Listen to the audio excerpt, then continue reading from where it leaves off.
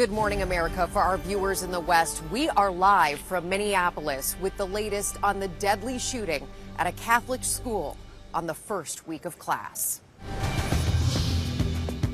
Deadly shooting in Minnesota. 2 children killed, ages 8 and 10, and 17 others injured. The sheer cruelty and cowardice of firing into a church full of children is absolutely incomprehensible. A shooter firing dozens of rounds through the stained glass windows of a church at a Minneapolis Catholic school. I was like 2 seats away from the stained glass windows. During the first mass of the new school year. All we hear is pow, pow, pow. When I heard the shots, I knew I just needed to get down and try to keep everyone safe. This morning, what we're learning about the assailants' ties to the church and the school. Our Pierre Thomas is tracking a critical piece of evidence, the details on the disturbing video. Overnight, vigils held across the heartbroken city. This morning, GMA is live on the scene as we hear from the witnesses and heroes who jumped into action. And don't just say this is about thoughts and prayers right now. These kids were literally praying. It was the first week of school. They were in a church. And the Minneapolis mayor joins us live.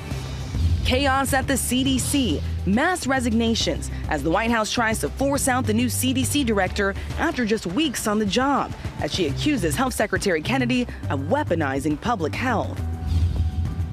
Shocking scams. How a woman was tricked out of more than $80,000 by fake AI-generated videos of General Hospital star Steve Burton and what he's saying to his fans. ABC News exclusive with the international soccer superstar. With a fan base compared to Beckham and Messi. Heung-min set to take the U.S. by storm. His goal in coming to play in L.A. as he gets set to make his home debut. Live from ABC News headquarters in New York City, it's Thursday. Good morning, America. And good morning, America. I'm here with Will Reeve and Rachel Scott in New York. And of course, Rebecca Jarvis is live in Minneapolis on the scene of that deadly shooting where the heartbreak is just unimaginable. Good morning, Rebecca.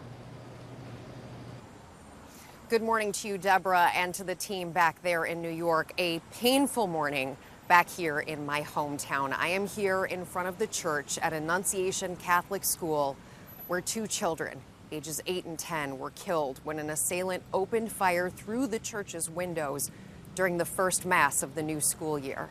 17 other people were wounded. We are learning more about those victims this morning and the shooter, who police said died of a self-inflicted gunshot wound. This neighborhood and the entire community coming together after this horrific attack. This morning, the urgent hunt for a motive in Minneapolis after a lone shooter sprayed bullets into a church at Annunciation Catholic School, killing 2 children, ages 8 and 10, and injuring at least 17 others, mostly children. This worship service was marking the first week of school.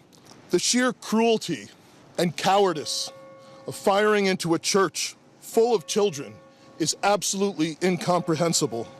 2 gunshot wounds, 2 patients with gunshot wounds to their head in front. There's also a critical patient in the rear of the church. Police say the suspect, armed with a rifle, shotgun, and pistol, approached the side of the church at the beginning of Mass just before 8:30 a.m. Wednesday. The shooter firing dozens of rounds through the stained glass windows. I heard something really loud, I thought it was fireworks in the church, and then I saw the shooting. And I was like, oh my gosh, I'm so scared. All we hear is pow, pow, pow. And my classmates, some of my classmates thought it was confetti because they saw the glass from the stained glass windows flying. But right when I heard the shots, I knew I just needed to get down and try to keep everyone safe. Young survivors recounting the horror. 10-year-old Weston says his friend jumped on top of him, potentially saving his life. My friend got hit in the back, but I think now he's okay. It was right beside me. I was 2 seats away from the stained glass windows. I think I got gunpowder on my neck. Students say their teachers immediately leapt into action, sheltering them underneath pews and hiding them throughout the school. First responders on the scene within minutes as panicked parents and loved ones did the same. desperate to reunite with the pre-K through 8th grade students. Authorities say the shooter, identified as 23-year-old Robin Westman, born Robert Westman, died by a self-inflicted gunshot wound near the rear of the church. And we're learning the assailant had ties with the church. Police say they believe the shooter attended the school, and according to an online post from the church, the suspect's mother worked there as recently as 2021. According to investigators, the suspect recently and legally purchased the weapons used during the assault. Officers searching 3 nearby residences they say are related to the shooter. Additional firearms are being recovered from those 3 residential locations as we speak. We are also aware of a manifesto that the shooter had timed to be released on YouTube. This manifesto appeared to show him at the scene and included some disturbing writings. That content has since been taken down. The Minneapolis mayor calling for more action beyond thoughts and prayers.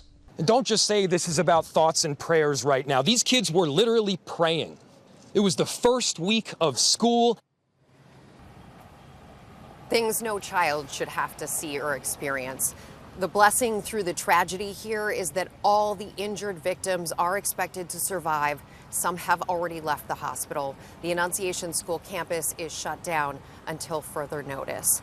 And we are learning more about the victims this morning, the lives lost and those injured. Alex Perez is here with us for more. Good morning, Alex. Hey, good morning, Rebecca. It's been a very tough 24 hours here in Minneapolis. So many here are not only heartbroken, but also angry that mass shootings like this continue to happen. They're leaning on each other right now as they search for answers. Overnight, vigils held across Minneapolis, hundreds of residents packing this park to remember the 2 young students killed in that horrifying church shooting. In all, 14 children ages 6 to 15 and 3 adults in their 80s were injured in the shooting. Yusuf Davis rushed to the hospital after learning his nephew Andre was shot just 3 days after beginning 8th grade. He was shot in the stomach. It entered accident. He had surgery. They opened him up. He's going to make it. He's a survivor. Area hospitals are scrambling to care for the injured. We are a level 1 trauma center, and we prepare and we train for this. Having said that these incidents are never easy. And now we're learning of some of the brave heroes, teachers and students who risked their own lives to protect others when bullets were flying.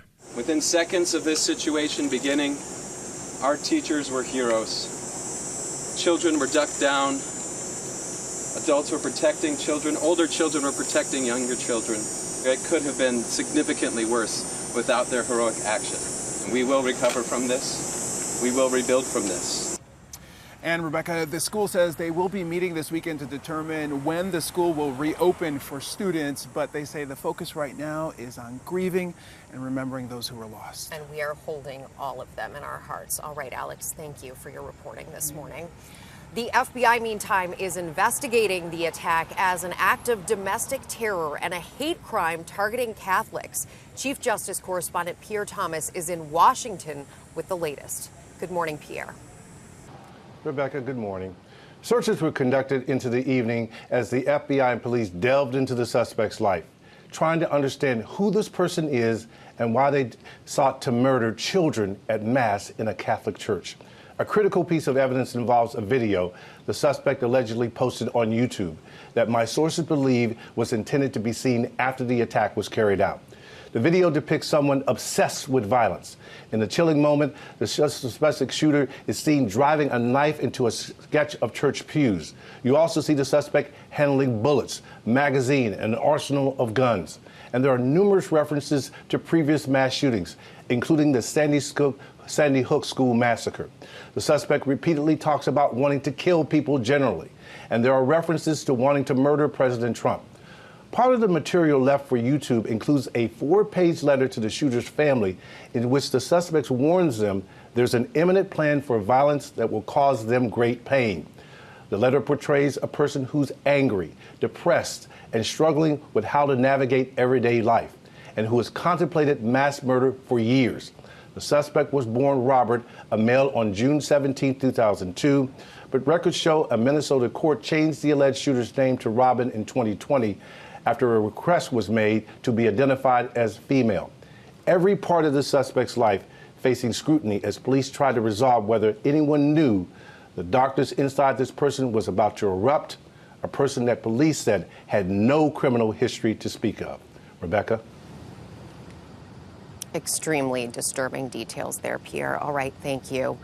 Joining us now is Minneapolis Mayor Jacob Frey, who joins us from here in the city. Good morning to you, Mayor.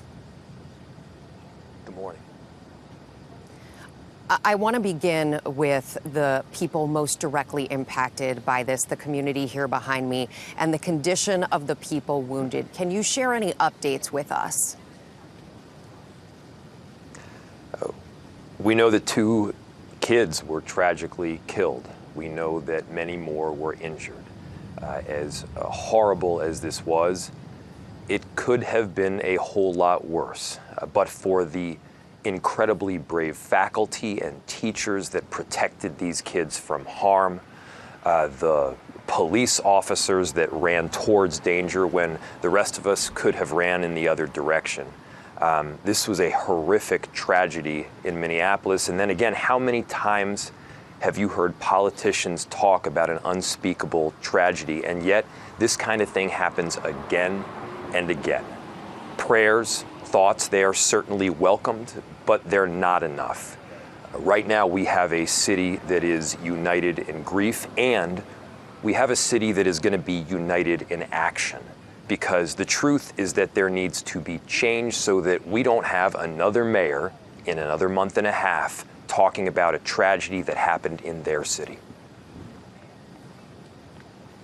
This picture that we now have of the shooter is incredibly disturbing. Here in Minneapolis, there are very strong red flag laws around gun control.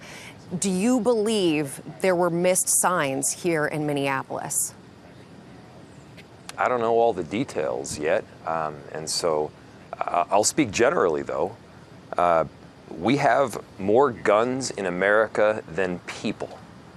I don't see a reason why people should be able to buy a gun 1 month and then buy a gun the next month and then the next month after that. People, obviously, that have these severe mental health issues should not have access to guns. Yet this particular individual had access to a whole heap ton of them. People who say that this is not about guns, you got to be kidding me. This is about guns. We do need to take action. There are other countries around the world where horrific acts have taken place like this, and then they step up to make a change so that it in fact does not happen again. We can take that same sort of action here now, and let this be the last time. Again, how many times have you heard people talk about this, and there needs to be a necessary change, and then change isn't made? It's on all of us. Mayor Frey, I want to come back to the 2 little children, the 8- and 10-year-old who lost their lives here in your community yesterday. Have you spoken to their families? Their families are going through quite a bit of grief right now at this moment, and I was in a room with them, but they need some time to process this, and I am available for anything that they could possibly need. And look, we have to be thinking about them, not as somebody else's kids, but as our own. Think about them as our own kids. Consider how you would feel. Think about, that last interaction that you had with your children this morning. You kiss them goodbye, you shove some applesauce in their hand. It's the little annoyances that are actually kind of beautiful. And every parent should have the assurance that their kid is going to be able to get home safely. And tragically, that did not happen for these parents right now. And so we all have different, titles in life, professional and otherwise. But I'll tell you, the titles that matter most to me, it's husband and it's dad. And just last night, I only got about 3 hours of sleep. But when my daughter Frida climbed into bed with me and, I get hit in the face with a foot, the things that are normally frustrating, I cherished every minute of it. I have a 3-week-old right now. You thank God for it. And Wow. Changing a diaper at 2 in the morning, it's something that last night for sure I said, you know what, thank God she's okay and she's with us right now. But we have this obligation out of love for all of our children to make sure that this kind of thing never happens again. And we have an obligation, again, not just to feel grief in this moment, which is righteous, but we need to show action, which is essential. I know that feeling. I hugged my children when I left New York to come back home to Minneapolis, so I appreciate it greatly. Thank you, Mayor Frey. Deborah? Thank you. Rebecca, so many prayers going out to that community this morning, and we sure hope they feel it. Thank you. Well, now let's go bring in our chief investigative correspondent, Aaron Katursky, with more on the scope of the problem of gun violence at America's schools. Good morning, Aaron. Children shot while praying, Deborah, is unconscionable. But gun violence at school is now a fixture of American life, and the new school year is starting the way the last one ended, with the sound of gunfire and unsettling images of survivors running for their lives. A deadly shooting at Florida State University marred the end of the school year, and the advocacy group Everytown for Gun Safety says it was one of at least 91 shootings on school grounds this year. That means in 2025, there's a shooting on school grounds almost twice a week. And these shootings have left more than 30 people dead, including the 8 and 10-year-olds in Minneapolis, and more than 80 injured. Everytown and Johns Hopkins says gun violence is not car crashes, not cancer. Gun violence is the leading cause of death for children and teens in this country. Guys. A devastating and enraging statistic. Aaron Katursky, thank you for that. We are going to turn now to the dangerous weather out west. Sam Champion is here tracking the very latest, including some scary mudslides. Sam, good morning. Yeah, good morning, Will. We're going to concentrate on this area that's right at the border of California and Nevada, right along I-80 here, because there were numerous reports of washes over of mud on road surfaces. Now, not only Caltran, but California Highway Patrol tell us that for a while, I-80, both lanes was closed. You could see all the mud washing over it. Now we're being told that both sides are open. Want to highlight the 4 states that flooding is going to happen today. We have flash flood warnings that have been popping up, those areas shaded in red, all morning long. There's more rain that's coming. That rain is going to be pushed all the way down to the south toward the Gulf. So I want you Little Rock, Greenwood, Livingston, Millry, Monroe, Texarkana, even Fayetteville, Arkansas. Look at the bullseye that's right in between there. 2 to 4 inches of rain is possible there, and flooding likely. Guys? All right. All right, well, coming up, Rebecca is going to speak with one of the people who raced to the scene of that shooting in Minneapolis. Plus, Matt Gutman has a scam warning about an AI deepfake. Hey, Matt.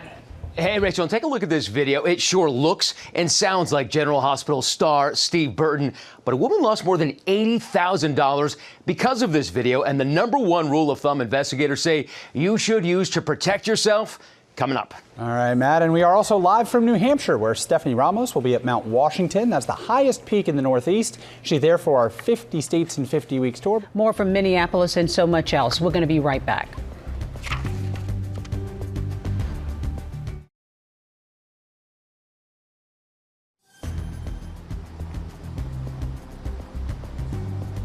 Welcome back to GMA. We are live this morning in Minneapolis on the scene of the deadly shooting at Annunciation Catholic School overnight, the school just behind me. The city coming together after the horrific attack.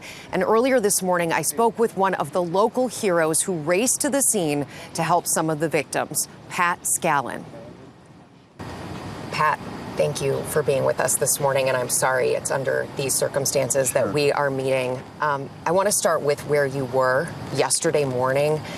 This is the school. You live not far from here, and you heard noises. Right. I lived right around the corner, about a half a block away, and I heard a few the shots.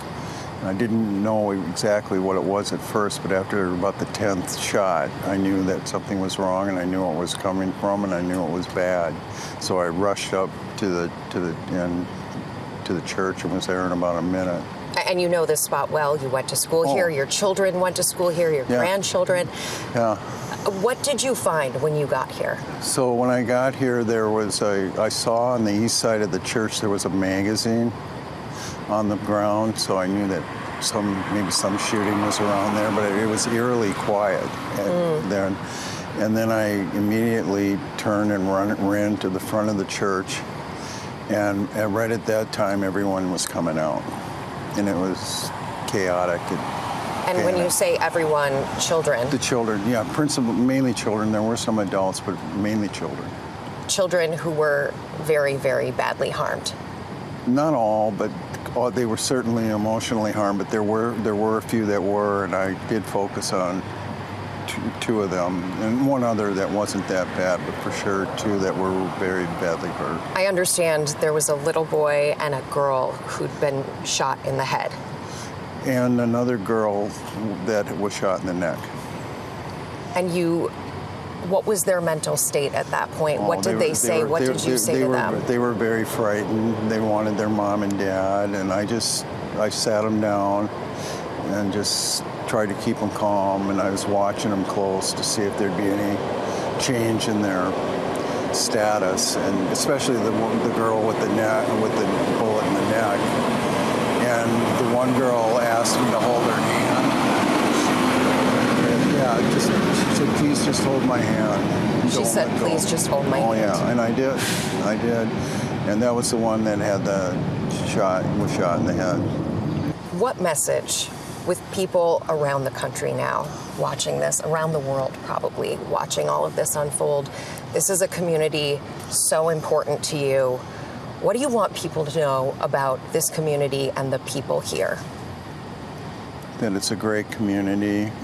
This church and school has been here over 100 years. It's still thriving. It's one of the premier schools in the city and state.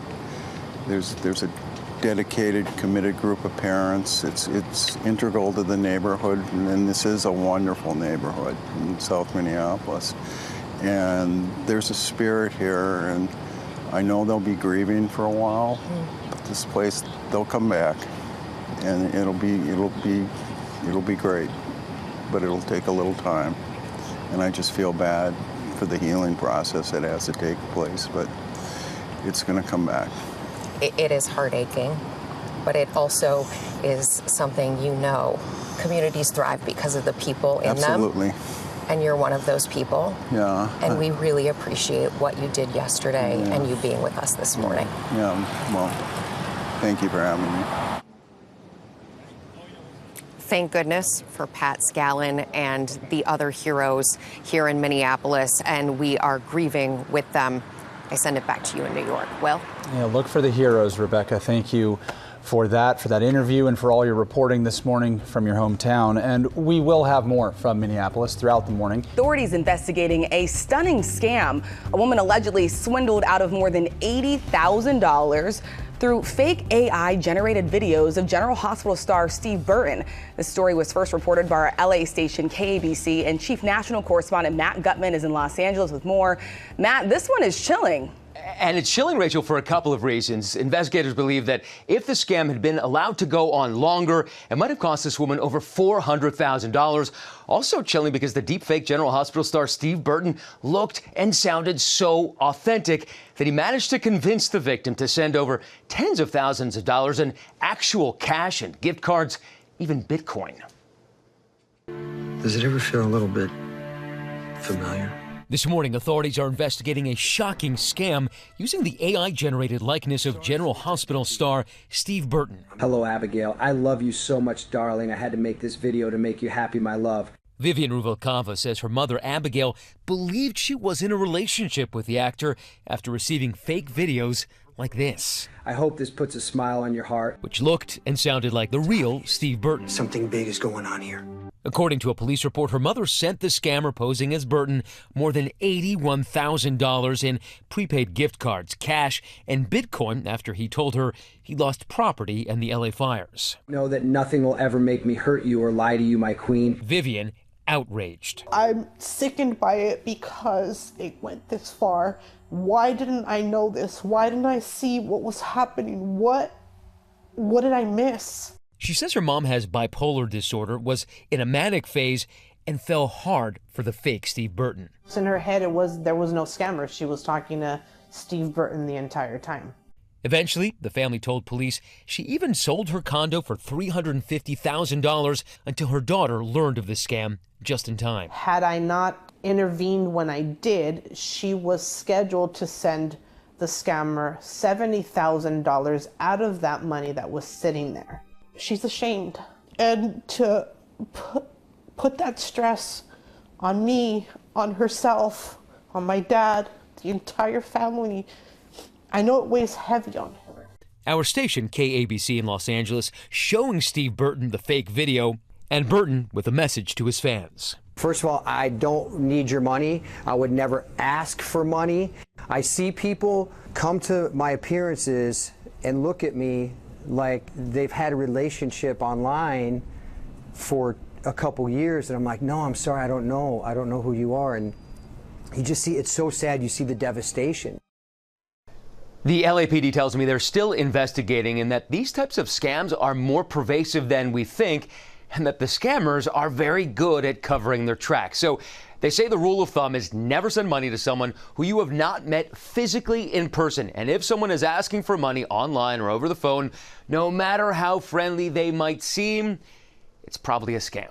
Guys. All right, Matt, thank you. That's unbelievable. Sounds like him, looks like him, but it's not him. Yeah, beyond. Good advice there from Matt as well to stay alert. All right, thank you for that. We are going to turn now to an ABC News exclusive with the global soccer star going Hollywood, leaving the Premier League in England to join Major League Soccer's LAFC. That's Son Heung-min. He's known as the David Beckham of South Korea, and he went one-on-one with our Trevor Alt before his first home game. Trevor, how would it go? It was amazing, Will, and since Son Heung-min signed with Los Angeles Football Club, Fanatics says his jersey has outsold any athlete in the entire world. He is the latest global superstar to make this leap to Major League Soccer, and his tens of millions of fans are paying very close attention. Heung-min Son from inside his own half has scored one of the best goals of his Spurs career. A standing ovation. He's an international soccer superstar,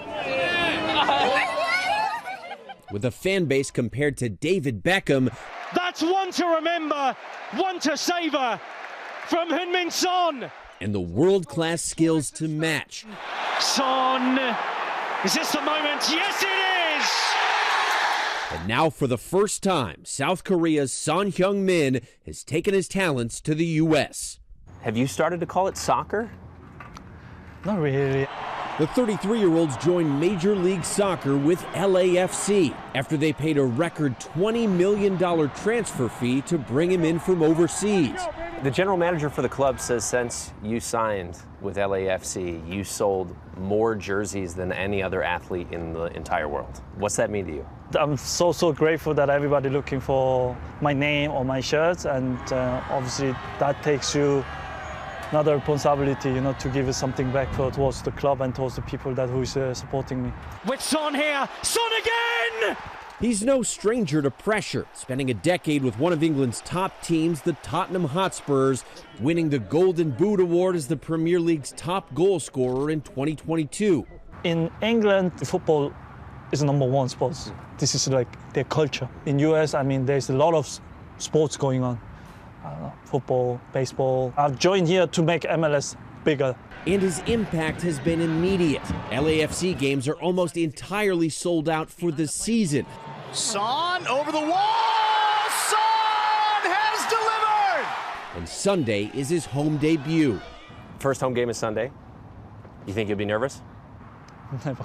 Never nervous? No. This is nerves that good things, that gives you happiness, gives you smile. And as part of the transition to America, we watched him practice America's pastime. There we go. Getting ready to throw out the first pitch at Wednesday's Dodgers baseball game. There's a lot of teammates helping me, just pushing me really hard. And obviously my security guy, Paul, just helping me a lot as well. But you're playing catch with your security guard? Yeah, but he was not catching the ball. He was just throwing the ball. So he was very bad at the catching. So no. I said to the boys, if my first pitch is not good, I'm not going to come to tomorrow's trainings. Now, Son admitted to me that sometimes his younger teammates on his teams have been starstruck when they meet him. He has to make the effort to make them feel comfortable. And as for that first pitch, we have video from last night. Look at this. The practice paid off. That is a perfect strike at Dodger Stadium. You hear the cheer of the crowd, the first of many cheers he's going to be receiving in Los Angeles, guys. Cheers from here. Right. I love that he's never nervous, though. I love that. No, I think that's fantastic. Yeah. It's the kind of confidence you want young people Well, to you gotta have. right? Good morning again, everyone. We have made it to the summit here officially at 6288 on its feet. Now, this is, of course, the recorded worst weather in the world, and we know that because it is manned and staffed 24 hours. Who is that guy? Yeah, so our team went into the GMA vault. We found Sam at the top of Mount Washington in 2007 when he was only 15 years old, And of course. looking very sleek in that jacket, by the way, I might add. Goggles, everything. Horrified. Great. Okay, all right, Deb. Sufficiently embarrassed. Yeah. All right. Well, this morning we're going back up to that summit for our 50 States in 50 Weeks, America the Beautiful, and Stephanie Ramos is there at Mount Washington. Stephanie, we'll be finding you again in a few years, but what's happening now? That's right. Yes, right now at the top of Mount Washington, made my way up here on this cog railway. Truly a beautiful and one-of-a-kind way to make it up here to the top of New England. We climbed straight through the clouds to get here to the summit at Mount Washington State Park. Hikers can actually do the same on foot. Many hikers, in fact, train here for their ascent to Mount Everest. This is a really, really intense mountain. Cannot wait to share with you all the things about Mount Washington and the Granite State, and made some friends here as well. Back to you guys, all of it coming up. What's super cool is that she's up there in the clouds right now, No and snow. anyone can hike it. I can't wait for you to see this. All right, big Dancing with the Stars announcement that you'll hear first here on GMA, but here's a hint. Everything's got a Taylor Swift connection.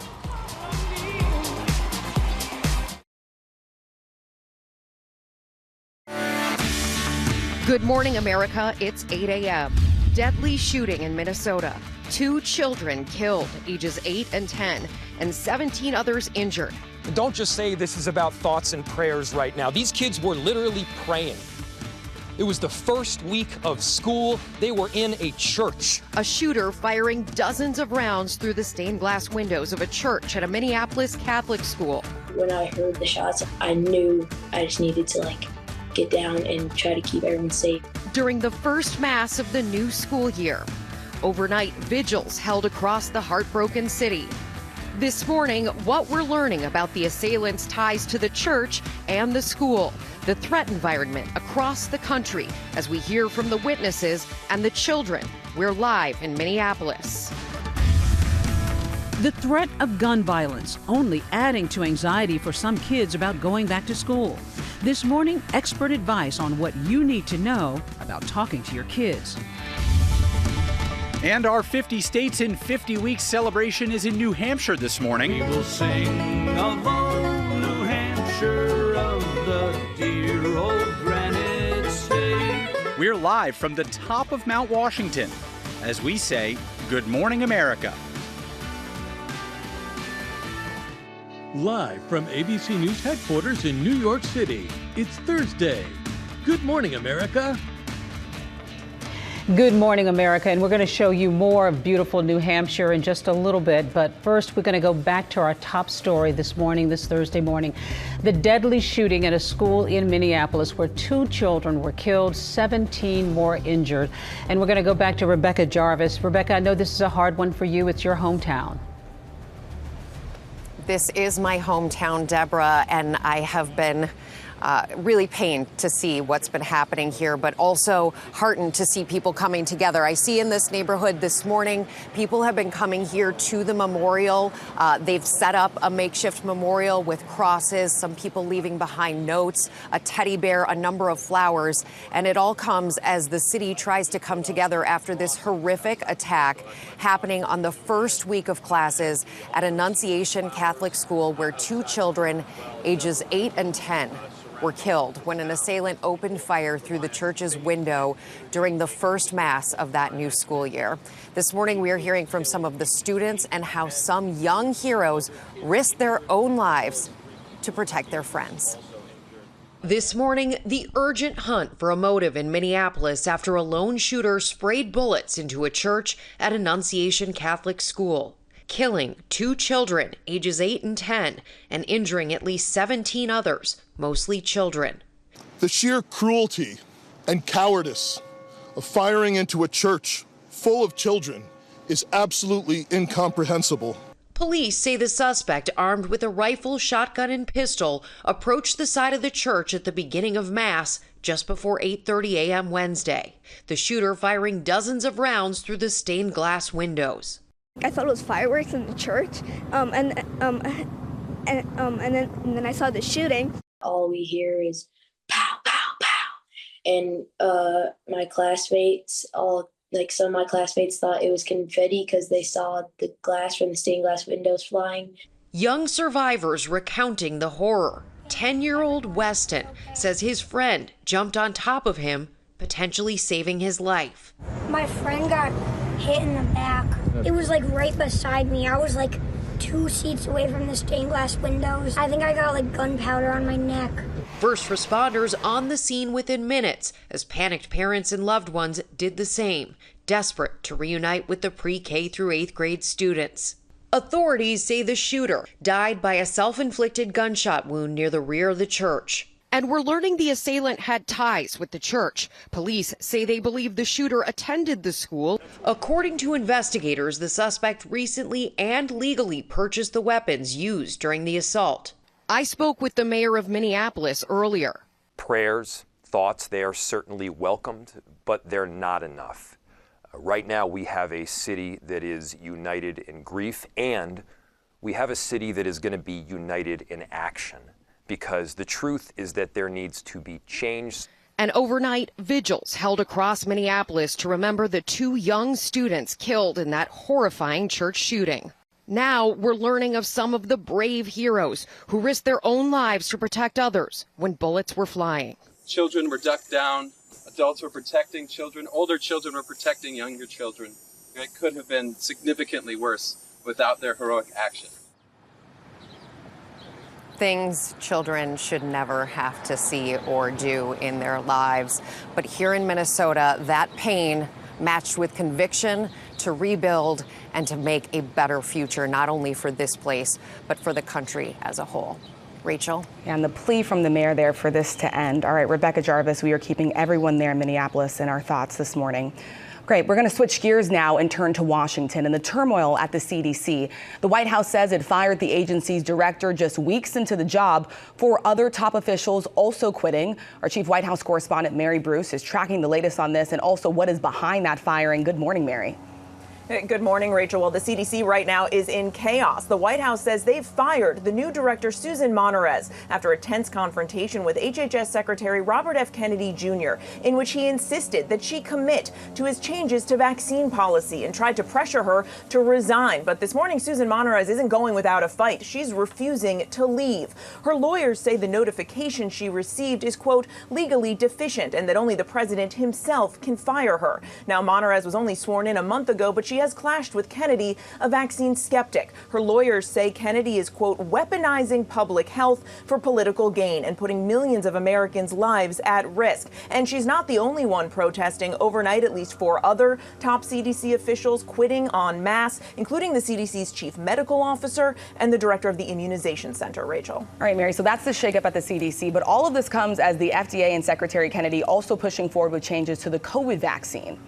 Yeah, Rachel, he is taking steps that could significantly limit access to the COVID vaccine, a vaccine, of course, that was developed during President Trump's first term and that he proudly touted just days ago, calling it, quote, one of the greatest achievements ever in politics. Yesterday, though, the FDA narrowed the scope of people approved for the COVID vaccine this fall to only those over 65 and younger people at a greater risk.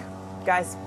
All right, Mary, thank you. All right, Mary, thank you. Well, coming up on GMA Morning Menu, we have some news, of course, of the shooting, which makes kids more anxious about heading to school. And we're going to have some advice from an expert about how to soften that for them.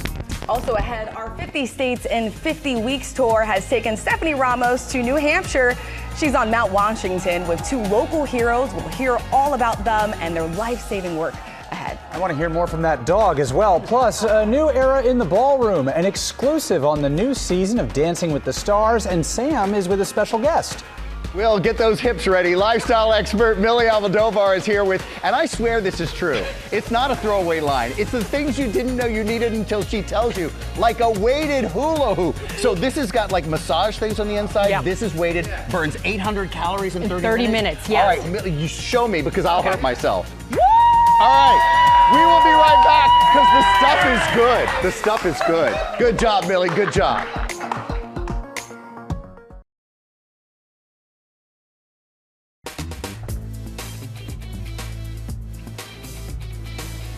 We are back now with our GMA cover story and how the added threat of gun violence can increase what already is back-to-school stress for many students.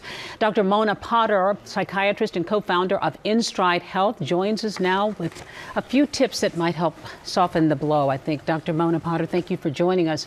We were going to have you to talk about stress and kids getting back to school anyway, just on a regular basis, but now you layer in this violence.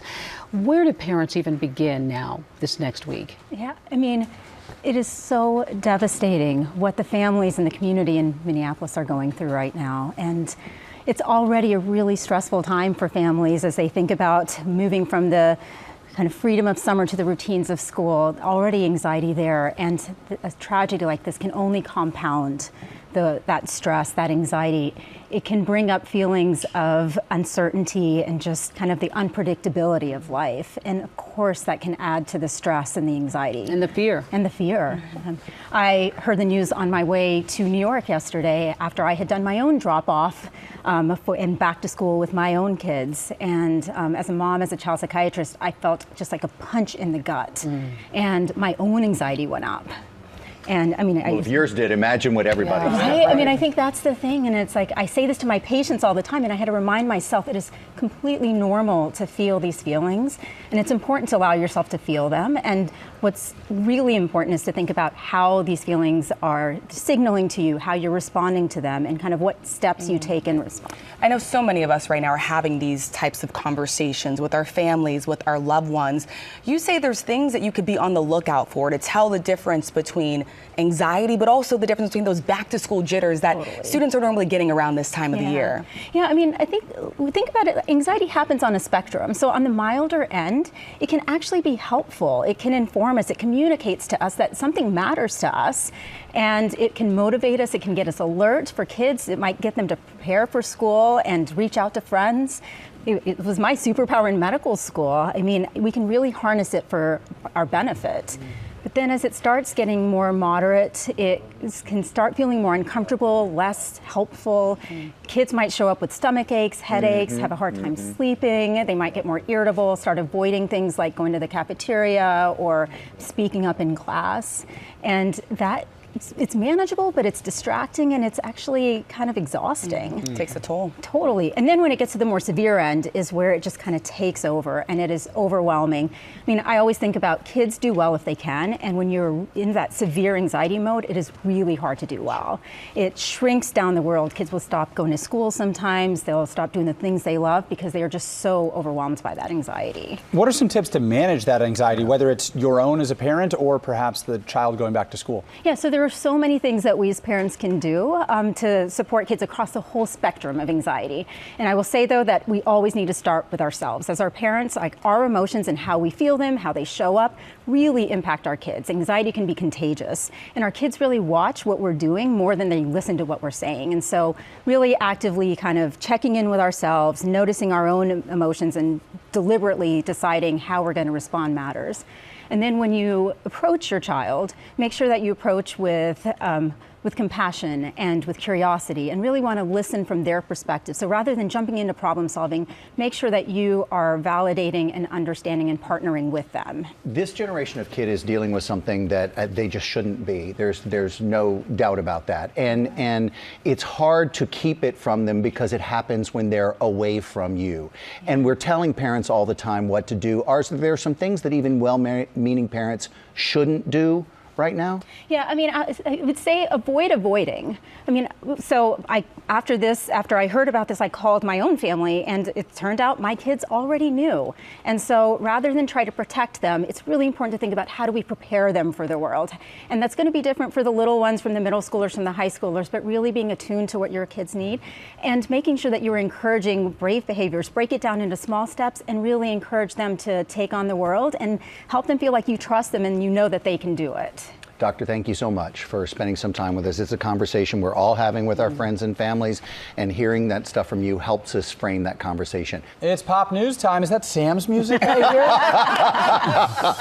I actually am ready for a little bit of a sting of some pop news this morning. I need to get some laugh energy going, right? All right, so let's start pop news with what I think we will until the wedding. Taylor Swift, and maybe even after. Their engagement post officially has the most engagement, if you will, of any on Instagram, getting over 30 million likes, you people, in 24 hours. And now Spotify is revealing that Taylor's 2024 song, So High School, which she added as the soundtrack with the post, spiked 400% in listens in less than 24 hours. And now the mother of the groom is showing her support, Donna Kelsey, changing her Facebook cover photo to side-by-side images of Taylor and Travis's kids. That is such a mom thing to do right there. And Swifties are celebrating Taylor's upcoming album, The Life of a Showgirl, which comes out October 3rd. It is now the #1 pre-saved. I didn't even know you could do that. Yeah. Pre-saved. Well, if you're Taylor Swift, I mean, you can. You can Yeah. I'm gonna want the album when you do it. All right. Also this morning, Dancing with the Stars is ready to samba onto your screens, if you will. And are you ready for it? Because there's a brand new pro entering the ballroom who's getting ready to shake it off. We've got an exclusive message. Check it out. Good morning, America. My name is Jan Ravnik. I travel all around the world with Eras Tour, and now I'm coming to the ballroom stage for Dancing with the Stars. Mirror Ball never goes out of style, and we are ready to win it. All right, Jan, congratulations to you.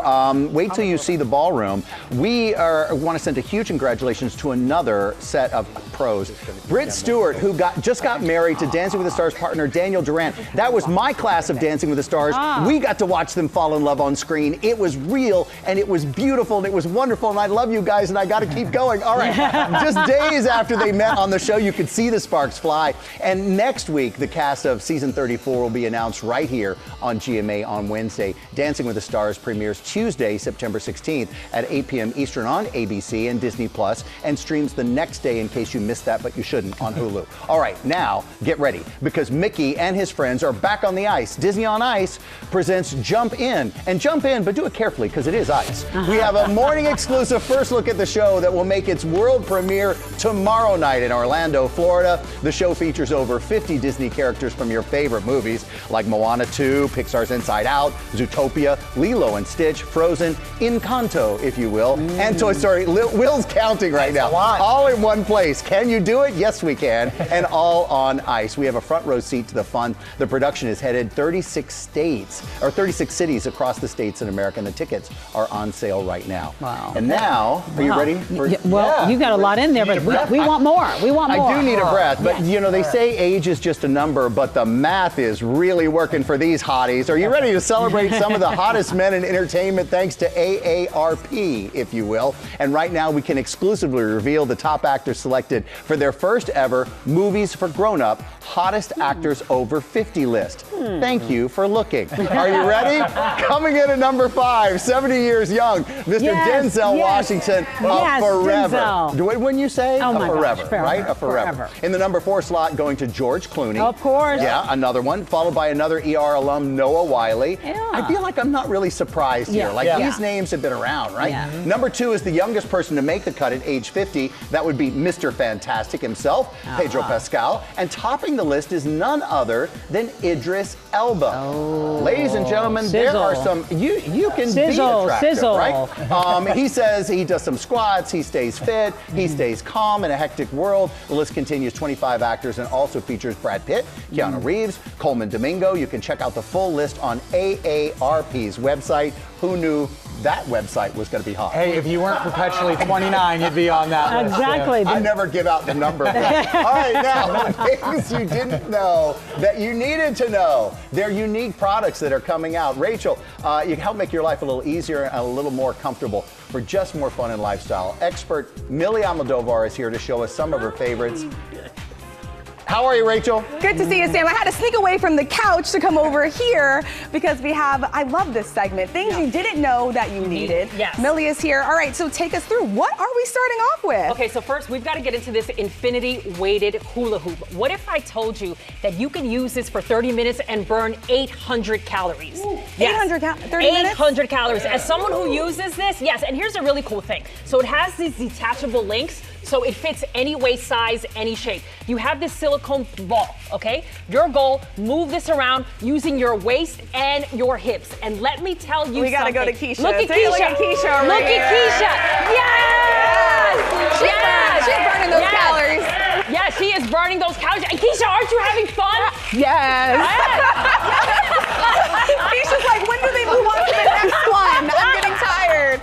All right, Keisha, some help here. We are going to move on to the next one. We're going on to the next one, Keisha. But great job. Okay, so this is a drink mate. It's the OmniFizz sparkling water and soda maker. Okay, what if I told you this will carbonate any liquid that you have? From orange juice, yes, water, teas. You have flat soda, flat beer hanging around, throw it in here and it'll carbonate for you with no problem. Also, because it doesn't dilute it, this has so much more fizz, so much more flavor. You want to try it? Yeah, of course I all do. you do, you press this down. Oh, okay. Once you hear that button, once you hear that sound, that sound, you stop, you take it out, lift this up, you do this. Ooh. Woo! Party time! Wow. Then This is a wow factor. Do you see that? Do you see that carbonation? I have never felt so cool drinking water. Yeah. This is nice. And It's the like great my own thing little is, science project. there's no batteries needed with this, no electricity needed with this. You can take this with you anywhere. It's portable. Just amazing. Oh, and how's that carbonated water? Love this. I'm going to take this water with me as we move on to the next thing. Okay, so this is one of my favorites because I actually use this all summer. This is the Go Mist. It's the misting water bottle, okay? So first of all, yeah, this looks like a regular water bottle, right? And it keeps your drinks ice cold for 24 hours because of the double stainless steel wall. But here's what's really cool. You turn this on here and look what it does. It begins to mist you. Stop. Yes. Now, you've got two misting modes here, okay? One is the light one. It feels like an ocean breeze. Now, the second one, that's my favorite, okay? The second one, that's turbo mode, okay? That is powerful. You're about to get drenched. Yes, no, but no, it feels, let me tell you, it feels so good when you use it, especially if you're like me and you like to hike, you like to work out outdoors. My son is a sports player, so I like to watch him, but it's hot, girl. So I put this on, and let me tell you, it cools me down. They say that it cools the temperature around you for up to 30 degrees. So if it's 95 degrees outside and you have this on you, it's 65 by you. So you feel amazing. That is something that you didn't know that you needed. Yes! I love that. All right, what do we got? Okay, so this is a sandwich cutter and sealer set. So this is just amps up your sandwiches, turns them into really cute, like you have a star design. Oh, look at that. Dinosaurs. Yeah, the really cute thing is that it isn't just like a sandwich cutter. It also seals the filling in for you, okay? Oh. You know, a lot of times your kids will come home and half of their peanut butter and jelly sandwich is all over their clothes. Not with this because this seals it for you. But it doesn't just come with the sandwich cutter and sealer. It also comes, you've got cookie molds. You've got these cute little like forks here that the kids can use to play with. You've also got little fruit cutters as well. This is a cute little watermelon. This is a cute little star fruit cutter. Let's make a little design. Yeah. See that? Also, food is just so much more fun when it's in a shape. So much more fun. Yeah, kids, and if you have picky eaters like I did, my son was a really picky eater, make the sandwich with him, make the fruits with him, and he'll eat it. Millie, you are the best. You can shop all of these products on our website, goodmorningamerica.com, and Millie will be back on GMA3. I Stay will with be. us. Yeah.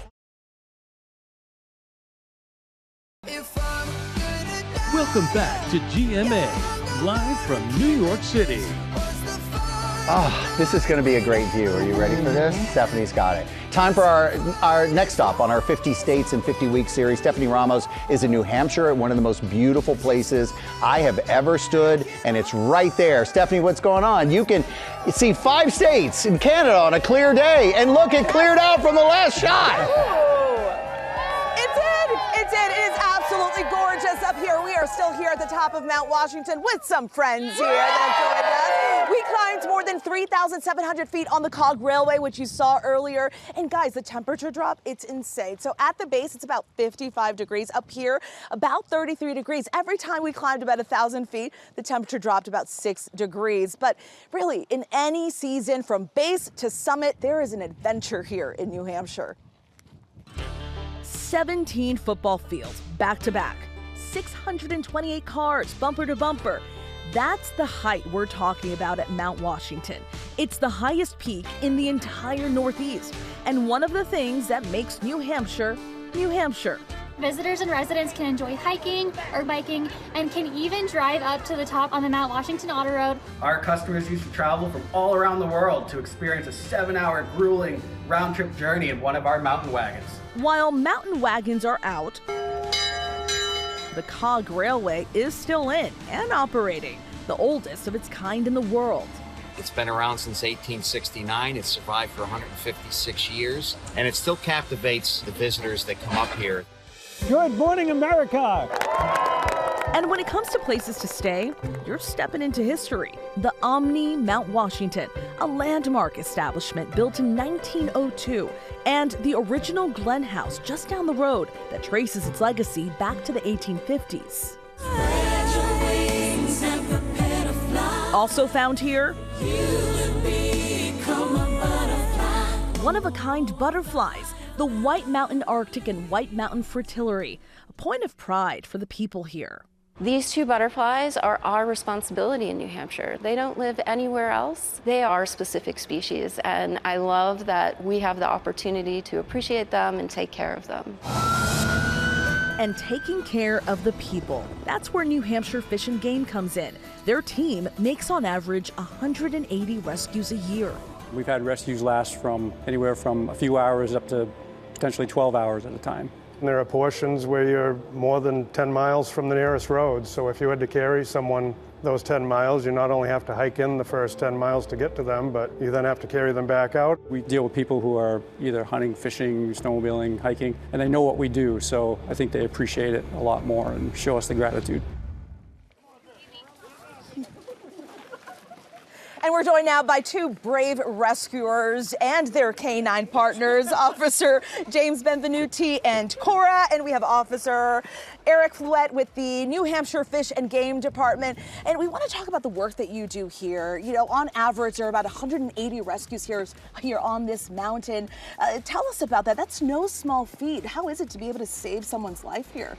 Yeah, it's truly one of the most rewarding parts of the job. I mean, we spend a lot of time and effort with these dogs training for those situations, so that's, you know, it's all part of the job for us. Yeah, really, some selfless service there. And Officer Eric, you've got your canine partners here. We've got Moxie, we've got Cora. They really help you do this incredible work. What are some of those special skills that they bring to these missions? Yes, certainly. So in some capacity, our rescue missions, we have known places we need to go to carry somebody out or bring somebody to safety. Then come those times where we have so many unknowns.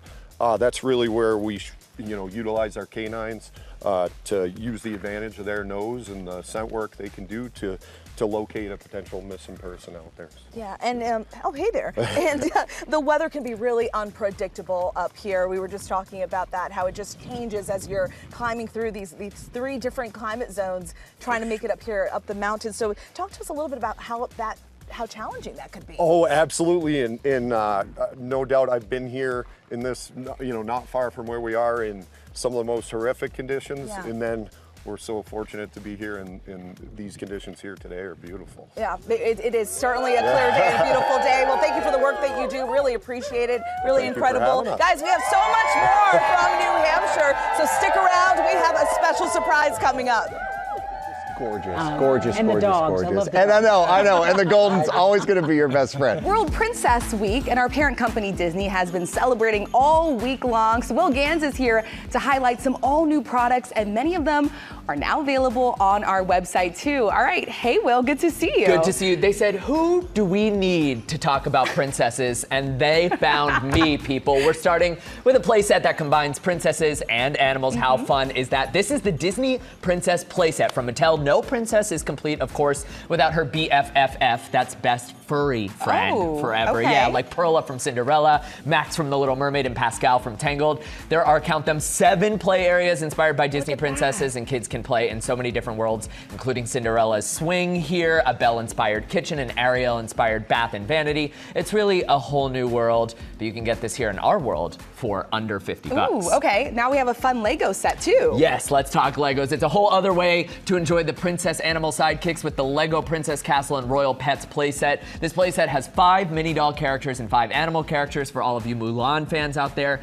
You'll want to see this. It's the first ever Mushu character. So let's get down to business to defeat the Huns. There it is. Yeah, and snag this set for $129 at Walmart. Okay, growing up, my brother loved the Legos. I loved dressing up. As so please you tell me should. you have something for my By the inner way, child. we can tell you still love to dress up because your outfits are always flawless. Oh, This thank is you. next level. Not only are Disney princess costumes a classic, the new Disney Princess Majestic dresses from Jack's Pacific feature a plushie that you can attach to the shoulder. How cute is this? And take them along for an exciting adventure. This is Pascal, who is iconic as well. It just keeps getting better and better. Yes. All right, what's next? All right, let's talk about the animal sidekicks once again. My Pampered Pup invites kids to care for their furry friends through fun pet grooming play. You can treat your pampered pup to the perfect spa day.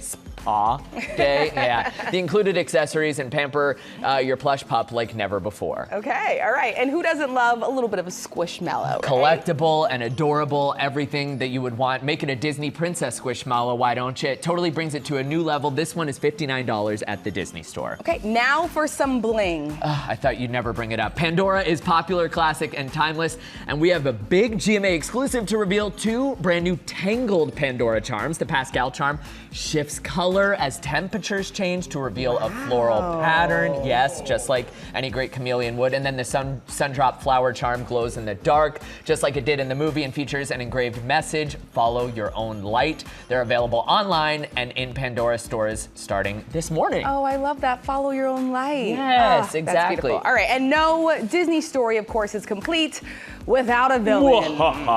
Exactly, yes. So as we shift out of Princess Week and look into spooky season, magic mirror on the wall, who's the fairest of them all? Y'all, it might be Bath & Body Works if you're a Disney villain super fan. Following the fan favorite Disney Princess collection that launched earlier this year, Disney and Bath & Body Works have teamed up again for a brand new collection inspired by 2 of the most iconic Disney villains, the Evil Queen and Maleficent. And get this, nearly 40 new products. We're talking fragrances, candles, accessories, and more. Mark your calendars for Wednesday. That's when these will all be available on the Bath & Body Works website. This is kind of iconic. It really is, and especially in time for Halloween, too. I love this. All right, thanks, Will. And you can scan the QR code to shop some of these products or visit our website, goodandmoreamerica.com, for more details. All right, let's go to Sam. Hey, Sam. Hey, Rachel. So we just showed you some 2 hardworking dogs on Mount Washington, and we're going to take an entire week to celebrate National Dog Day because we're GMA, and who wouldn't? So what pup doesn't love a treat? All of them do. This segment is sponsored, by the way, by Vital Farms, which has announced a new cheesy over easy breakfast flavored dog treat. So now you have something to give them for breakfast. They're celebrating all kinds of working dogs with their new campaign for working dogs only, from hardworking pups like Peaches, who's a real guardian dog from one of the 500 farms that produce Vital Farms pasture-raised eggs, to our hardly working dogs, by the way. And that includes Macaroni and Rigatoni, whose human spokesperson and comedian Heather McMahon describes them perfectly as expert couch warmers, trained singers who howl for treats, and part-time taste testers, because they'll eat anything in the house. So hardworking dogs are not hardworking dogs. The only thing you know, or you need to know, is that they deserve some good treats. So scan the QR code to learn more about the campaign for a change, for a chance to win a limited edition treat. Well, now to New York Times bestselling author Suleika Jaouad, who explores the healing power, such a beautiful writer, exploring the healing power of journaling in her latest book. All right, she's also opening up about living with cancer, and this segment is sponsored by Blood Cancer United, and Suleika is their spokesperson. So first of all, welcome to you. A lot to talk about. We've got that, but we also have your brand new book, so maybe we start right there. You've got the latest bestseller, The Book of Alchemy, which, by the way, is a gorgeous cover as well. Thank you. It really is a beautiful book. And, you know, one of the things that just struck me is when you talk about your cancer journey, you talk about journaling, but you also talk about finding beauty in life, which I think is so important. Yeah. You know, survival really does feel like a creative act for me, and journaling is just one of the ways that I've found my way through it. But as someone who learned for the third time that I have leukemia almost exactly a year ago, one of the biggest struggles is figuring out how to navigate that uncertainty. My doctor, my wonderful doctor, kept telling me you have to live every day as if it's your last. And as well-intentioned as that advice is, I've come to believe it's bad advice. I think that's so hard to hear. I was just going to say, that had to be so hard to hear. But she's got a new spin on that. I've got a new spin on it. And instead, I've been trying to live every day as if it's my first, to wake up with a sense of wonder and curiosity and playfulness that a little kid might. And when I do that, I'm able to find the small joys and the beauties in the everyday. And through journaling, and you say that saved your life in some ways. It really did. I think, you know, to make meaning of our lives and not to just be a passive participant in it is our forever work. And the journal is where I get to show up, take a breath, and write my way back to myself. Yeah, and I think organize your thoughts, your feelings, and your emotions. Blood Cancer United, let's talk a little bit, since you're their spokesperson, let's talk a little bit about what it meant to have a group and people come in and kind of give you support. It really does take a village, and Blood Cancer United has been a part of my village since I was first diagnosed at 22. As someone living with blood cancer, I know firsthand how important it is to have that feeling of being seen and supported and connected. And it's part of why I'm so incredibly proud to support Blood Cancer United, the new name for the Leukemia and Lymphoma Society. There are over 100 different types of blood cancer, including leukemia and lymphoma, and the organization is helping support patients diagnosed with all of them. And that new name really does welcome everyone and allows us to focus on what really matters, on our passions, our people, and our lives beyond a diagnosis. And you couldn't be a more hopeful face, too, for that. But what about the ultimate goal for Blood Cancer United for those who are facing a new diagnosis? So the organization has been a lifeline for patients since 1949, and they've set a bold new goal to help patients with cancer gain more than 1 million years of life by 2040. Wow. And, you know, through research, support, and advocacy, they're allowing patients to focus on leading longer and better lives, and for patients like me to be able to create more art, more books, more meaningful memories. More hope. With their families, more hope. And that's why I'm just incredibly honored to help share their message. I think it's important, and thank you so much for doing it, because no one should have to go through these things and figure it out by themselves. And I think everyone thinks they have to. But you're sharing this information with us, and we're so glad you did this morning. You can head to Good Morning America's social pages to learn more. Coming up, Stephanie, and again, thank you. I just want to thank you for sharing your story, and thank you. Coming up, Stephanie Ramos has New Hampshire in 90 seconds. How do you do it? She can do it.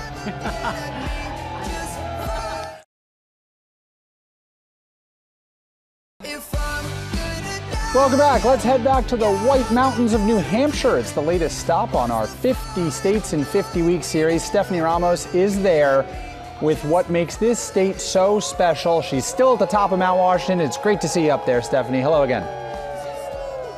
Hey there. Yes, so much to see here in New Hampshire, the Granite State, and so much history. It was the first to break from Britain. The first presidential primary is held here, and it is home to the nation's first public library. But nothing beats these stunning views from Mount Washington.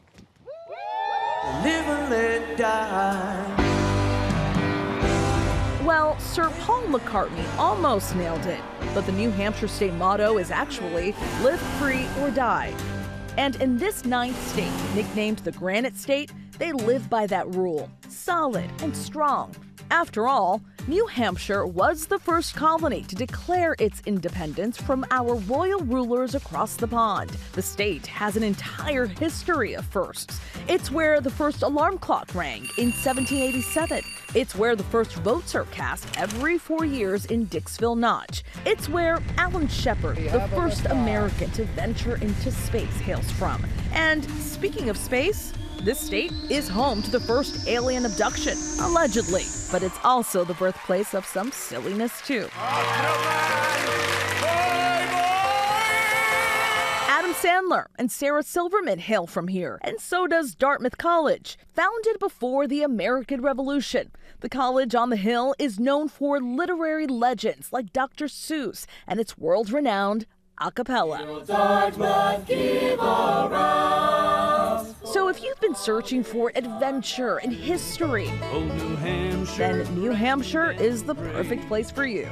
We will sing of old New Hampshire, of the dear old granite state.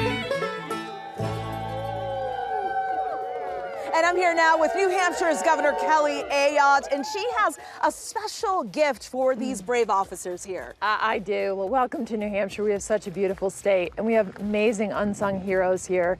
And today I'm here to give a commendation to our fish and game conservation officers. So we're on beautiful Mount Washington. We have amazing hiking in our White Mountains. And so they rescue people. If people get into a jam, they've saved so many lives. And today we want to thank them for their incredible work. So many people relying on their work. Thank you so much. Congratulations. Thank you. Thank you. Thank you. Quite an honor. Thank you very much. Thank you. It's our pleasure. What a special honor. Thank you so much. We're so proud of New Hampshire. You know, Granite State, this is such a great place to be. You can hike, you can swim, you can enjoy our lakes, and we got lots of fun things to do here, and we're so happy to have you here today. Thank you for hosting us. This crowd has been amazing. It's been such a beautiful, clear day here. Thank you. I love it here. I'm going to come back. I got to bring the family. Back. We want you back in New Hampshire. I'm going to call you, Governor. Thank you. Hey, back to you guys. This weekend. All right, Stephanie, get down safely from that high peak. We thank you for visiting New Hampshire. Our thanks to Stephanie and our crew in New Hampshire. Great stuff from them all morning. And for more news, you can check out Rachel and What You Need to Know on Disney+. We'll see you.